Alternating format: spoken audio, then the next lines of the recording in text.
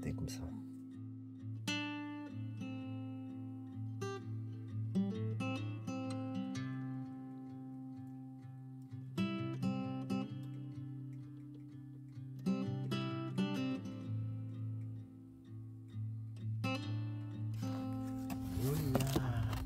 Voilà, ça y est, il est arrivé, tant attendu. Bonjour à toutes et tous. Le fameux, parce qu'on en avait marre d'avoir froid le matin en se levant. Donc, vous me le connaissez, oui, c'est moi. Du coup, on a commandé le fameux, il est là. Le Chinasto. Ouais, bon. Le Basto, on n'a pas encore demandé. Donc apparemment, comme il est fonctionnel. Donc voilà, on s'est lancé. Hein. Il faut juste. C'est quoi cette branche? Il y a 50 millions de fils, mec. Et on s'est lancé, hein, les gars, on s'est lancé. Hein. Donc du coup, voilà quoi. Il est là, le frère. Il n'y a plus qu'à le brancher maintenant. À percer le plancher. Et à se lancer. Donc voilà, petite télécommande à distance apparemment. La fameuse pompe. Pompe et lope. Le tableau de commande. Il n'y a que des fiches qui me choualupinent un peu quoi. Parce que là, je sais pas trop comment ça se. Bon ben. Parce qu'apparemment le mode d'emploi il est en anglais quoi. Donc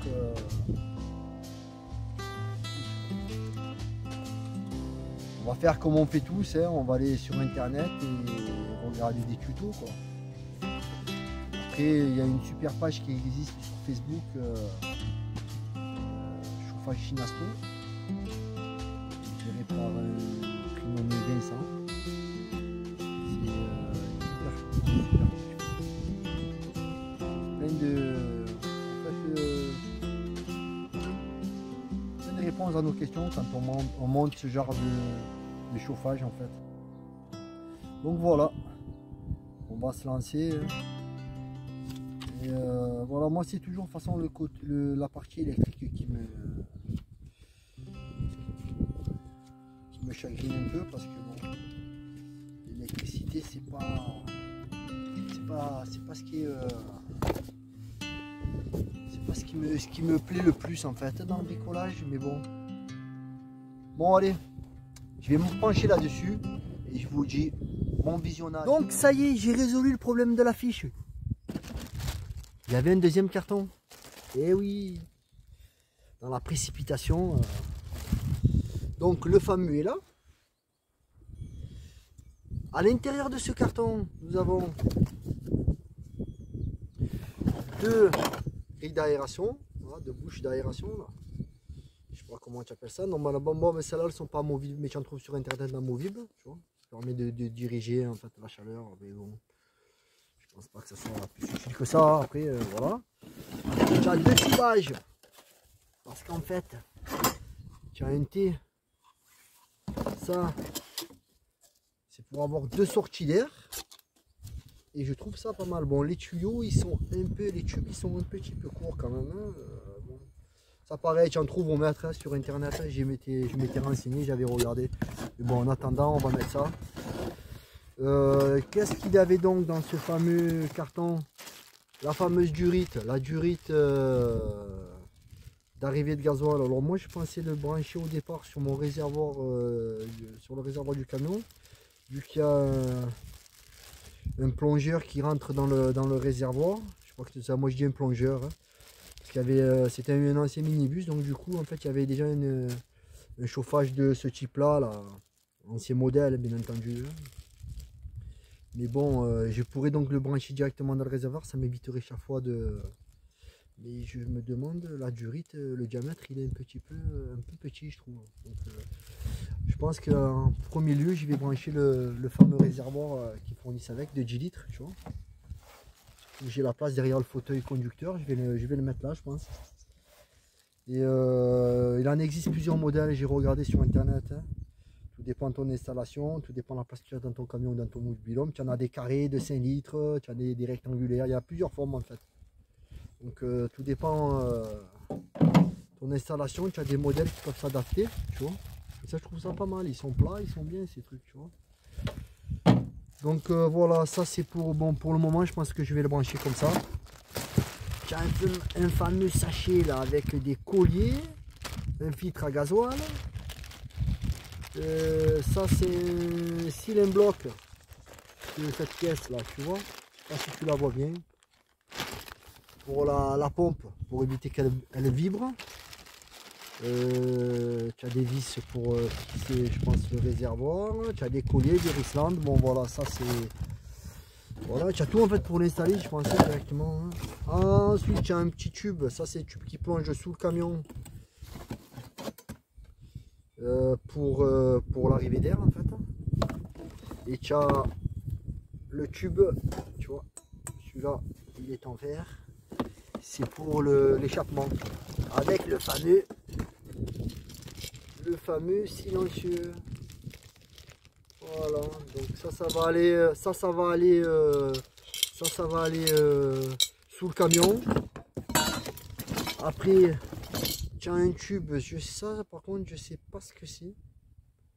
Alors peut-être que c'est aussi pour le gasoil, donc je vais voir, je sais pas, je n'ai aucune idée.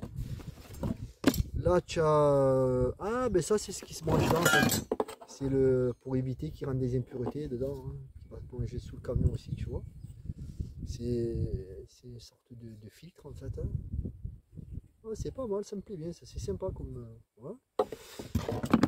Et j'ai trouvé en fait ce qui me turlupinait, tu vois, la fameuse broche. La fameuse broche qui va venir. Donc si je comprends bien, se connecter ici, tu vois. Donc pas de souci en fait, voilà, je comprends mieux le comment du pourquoi. Là tu en as une de broche en forme de triangle, celle-là elle va se... J'ai mis un wire là-dedans, bon, hein, voilà. Ah oui, la fameuse plaque aussi, la fameuse plaque que tu mets au sol, tu poses ton Shinasto, ça te permet de pré-percer ton plancher au bon diamètre. Mais moi je pense que je vais faire carrément un rectangle comme ça, ça m'évitera d'avoir un espace trop restreint entre le plancher et éviter la chauffe en fait. Mais apparemment il ne chauffe pas de dessous, hein. C'est que les tubes là, le tube d'échappement qui chauffe. Donc une fois qu'il est bien isolé, je pense, donc je pense que ça, regarde, tu vois, c'est la broche qui se branche sur le tableau de commande. Voilà. Et il y en a une troisième qui est ici. Salut! Je dis bonjour au voisinage. Il se branche à la pompe. Voilà. Bon, on verra dans quel sens, mais voilà, elle se branche à la pompe. Tu vois? Donc c'est cool. J'ai trouvé. Et bien entendu, les deux fils, je pense que c'est du 4 mm carré. J'ai bien appris le noob. Hein, il se reconnaîtra. Il n'y a qu'un de nous pour savoir. Donc, bon, il y a aussi grâce à Internet. Hein. Et ce fil-là, c'est le fil qui va se brancher à la batterie parce que le pépère, il ne marche pas qu'au gasoil. Au démarrage, apparemment, il consomme même plutôt pas mal. Pour qu'il se mette en, ben, je sais pas, en chauffe peut-être, je sais pas du tout. Et après, il tire au bout de 10 minutes, il tire beaucoup moins de batterie. Mais bon, il fonctionne quand même, il y a une partie quand même électrique. Donc ça aussi, je suis un peu dans l'interrogation de savoir si le soleil ici, on ne le voit pas tous les jours. Quoiqu'en ce moment, nous avons un soleil magnifique. Donc du coup, on verra si j'aurai assez de puissance pour alimenter ma batterie, pour alimenter le compagnon de route qui va nous permettre de ne plus avoir froid le matin et d'éviter des 5 et des 6 degrés au lever. Parce que c'est un peu fatigant quand même. Voilà. Donc il faut que je me lance.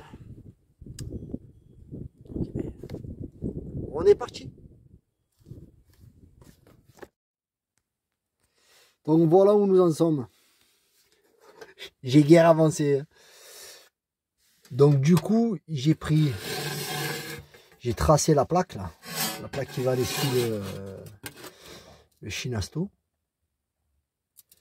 Et en fait, la question que je me pose, c'est est-ce que je fais un rectangle autour à la scie sauteuse, ou alors je perce avec la fameuse scie cloche, des diamètres un petit peu plus gros, tu vois. Parce qu'en fait, dessous, je sais pas exactement où je tombe. Parce qu'en fait, ici, là, à cet endroit-là, là, tout le long, voilà, tu vois, j'ai le réservoir qui est juste là. Donc j'ai peu d'espace entre le bord du réservoir qui logiquement devrait se trouver à peu près ici et qui longe tout le long, tu vois, et le bord de la cloison, c'est-à-dire voilà la fin le bord de la cloison.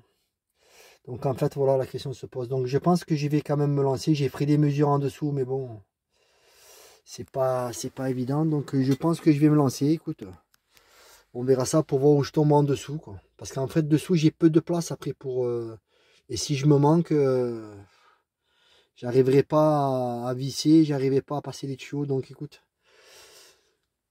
je prends une bonne inspiration et je me lance. Putain, c'est chaud. Bon, je peux crier victoire. Je suis tombé pile poil où il fallait, quoi, en fait. J'ai le réservoir, il est juste ici, là. Juste devant, et là, tu vois, regarde, j'ai le bord de la cloison, là. Je sais pas si tu la vois. Donc écoute, je suis tombé comment il fallait, quoi. Comment il fallait, donc j'ai préparé la plaque, j'ai mis de l'isolant thermique, là, haute température. Et ça va se présenter donc comme ça. Donc apparemment le trou de droite, c'est l'air. Donc ça devrait pas chauffer, quoi. Donc pas de problème. Et pour ce qui est du trou de gauche, c'est l'échappement. Donc celui-là, je vais te faire voir ça, attends, hein. Donc pour l'échappement,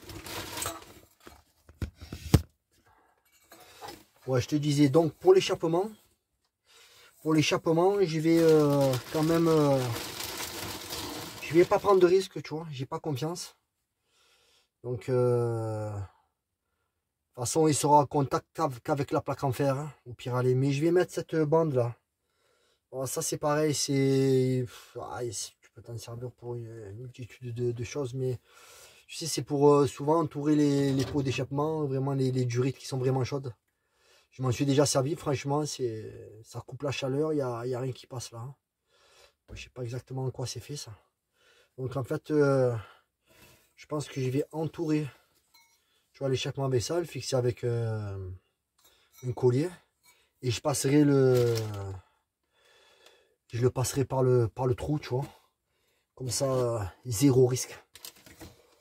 Parce que j'ai pas trop confiance, quoi. J'ai pas envie de me réchauffer directement, tu vois ce que je veux dire. Que je finisse en feu de joie, quoi. Donc voilà, donc le perçage a été nickel. Je suis bien tombé, tu vois. J'avais pris des mesures, mais bon, quand tu mesures d'en haut, quand tu mesures par dessous, tu vois, c'est pas évident. J'ai déjà 5 cm de plancher, donc je suis tombé comme il fallait. Donc voilà. Là, je vais je vais fixer les tubes, les passer. D'abord fixer la plaque, fixer les tubes au Shinasto, les placer, je couperai pas, les passer et fixer tout ça avant. Fixer après la plaque, le Shinasto sur la plaque. Et voilà, je sais pas encore comment où je vais fixer la pompe. Parce qu'apparemment elle ferait du bruit cette pompe là. J'ai envie de la mettre sous le camion. Mais je sais pas en fait, tu vois, parce qu'après il faut que je passe les durites de gasoil. Plus il faut que je passe encore, je me démerde à faire passer le fil électrique qui la connecte. Donc je sais pas. Je pense que je vais la mettre à l'intérieur finalement. Tant pis, je vais voir. Si ça fait vraiment du bruit, ben, je modifierai plus tard. Souvent plus tard, c'est jamais quoi. Non, je déconne. Mais... non, mais je pense que je vais la mettre finalement à l'intérieur. Ouais. Donc allez, je te fais voir ça.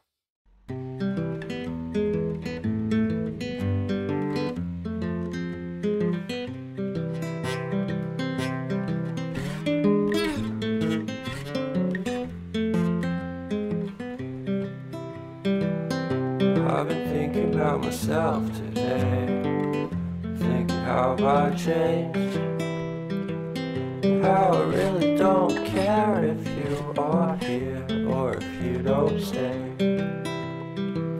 Now I'm feeling those winter blues, but I don't wanna cry. 'Cause all we ever do is laugh it off, and I'm sick and I don't know why. You remember that night we met? I thought you looked so fine. Guess we have to agree to disagree for this one last time. Pretty weird that day when we did not exchange our hellos. I wasn't looking out for you, I'm sorry, I'm so shallow. But I'm still looking forward to watching part 2 of Deathly Hallows with you.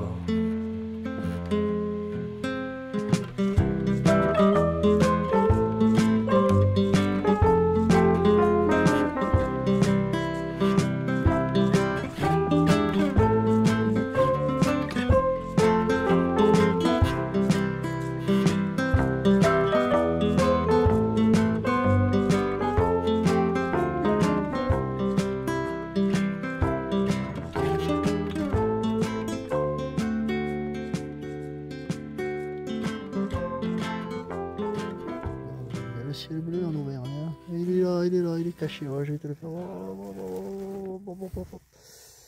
Il est où le... oh, jolie vue, jolie vue. Bon, on le voit pas. Magnifique. Bon, enfin bref. Passons. Donc là, revenons à nos moutons. Tu as le tuyau d'air. Donc il faut le mettre à l'opposé du tuyau d'échappement. J'ai posé le silencieux, je l'ai fixé à une patte qui est ici, je sais pas si tu la vois. Voilà. J'avais un petit retour à la carrosserie, du coup j'ai percé dessus pour pas éviter en façade, pour pas percer en façade. Là tu as la pompe elle est là. Donc là tu as la pompe inclinée à 45 degrés, je disais, avec le branchement électrique qui passe dans la cloison là-dessous. Tu vois, il passe là-dessous. J'ai fait un trou sur le côté là, il passe là-dessous. Avec le tuyau d'arrivée de gasoil. Bon, ils ont mis des durites comme ça. Hein. Bon, si j'avais eu des durites en caoutchouc, je les aurais posé. En fait, il faut que tu fasses un micmac. Il faut que tu connectes un bout de durite. Putain, non, mais je te ferai voir en haut quand je rentrerai le réservoir. Donc voilà. Là, comme tu as vu, je l'ai entouré, donc je pense pas que ça va chauffer là contre la cloison. Plus l'isolant que j'ai rajouté, je pense qu'on est ok. Donc voilà, une fois que tu as passé tes tubes, il faut juste les faire en sorte qu'ils se touchent pas. Faire en sorte qu'ils se touchent pas. Et les mettre à l'opposé, tu vois. Fixer tes durites. Pas qu'elle touche non plus l'échappement. Et il n'y a plus qu'à connecter le réservoir. Et ciel est beau, le ciel d'Auvergne. Ah putain, c'est pas évident là. Voilà, regarde, tu vois là. Là, il y a le bout de durite noir, je vais fixer ça à l'intérieur et je vais le Tu vois, je vais le faire entrer comme ça dedans, en butée. Et je mettrai un collier de serrage, un en haut et un pour tenir cette soi-disant durite. Voilà.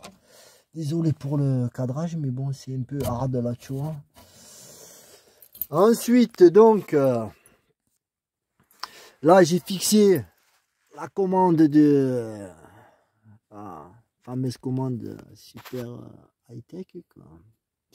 Super high-tech, on va dire, tu vois. Le bidon, il est là, de 10 litres, comme tu peux le constater. Voilà. Et les raccords électriques, là, il n'y a que des fiches, donc tu peux pas te tromper, c'est impossible. Voilà, les fiches, elles sont... Voilà, donc... et il me reste plus qu'à raccorder le plus et le moins. Le positif et le négatif à la ligne qui arrive là et qui passe sous le camion. Voilà.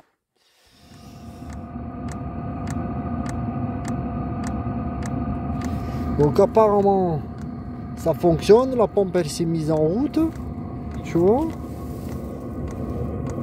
Ça souffle, l'échappement.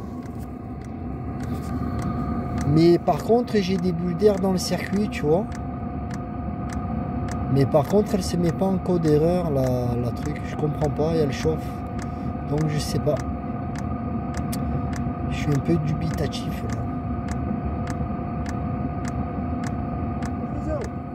Allô? La Mustang, elle est bonne? Je parle à mon chat. Alors voilà, le Shinasto terminé, monté, il tourne, les bulles d'air. Je me suis renseigné sur le site directement à Vincent GRD, celui qui s'occupe du site, sur la page Facebook Le Chauffage Shinasto, que je vous conseille si vous avez besoin si vous avez des questionnements.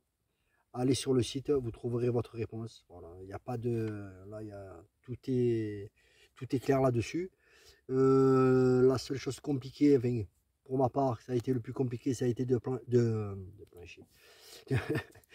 passer de percer le plancher. Excusez-moi, je suis un peu chaos technique en fin de journée. On a bricolé toute la journée sur le terrain, donc du coup, je suis un peu knockdown. Et il a tourné, on l'a fait tourner 2 fois, une fois en soirée à peu près 2-3 heures et une fois dans la matinée 3 heures, 3h30.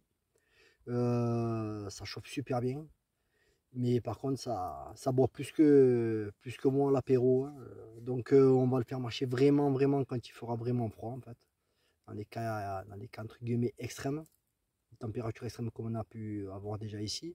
Et admettons quand on doit partir, s'absenter, et voilà, c'est super parce qu'il y a un programmateur, donc du coup on peut le faire démarrer à partir d'une certaine heure.